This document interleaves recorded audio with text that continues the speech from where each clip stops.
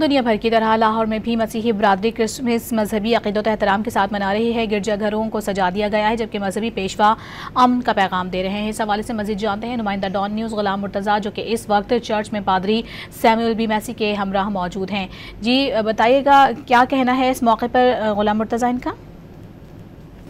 جی دنیا بھر کی طرح پاکستان میں بھی مسیحی برادری کرسمس کا تہوار مذہبی عقیدت اور احترام کے ساتھ منا رہی ہے۔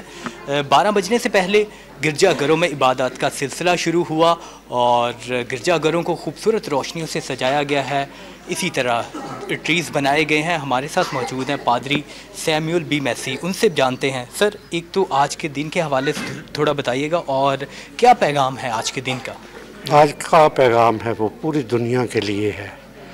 یہ بات یہ میں ذرا کلیئر کر دوں کہ یہ صرف مسیحیوں کے لیے نہیں، پوری دنیا کے لیے ہے، اور یہ پیغام آسمان سے آیا تھا، ٹھیک ہے۔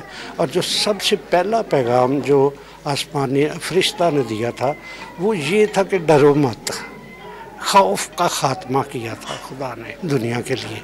یہ کرسمس کا پیغام ہے، فیئر ناٹ۔ جی آج کے دن کے حوالے سے خصوصی طور پر یہ پیغام دیا جا رہا ہے کہ امن کا پیغام ہے اور اسی طرح سارے لوگ ایک دوسرے کو مبارکباد دے رہے ہیں۔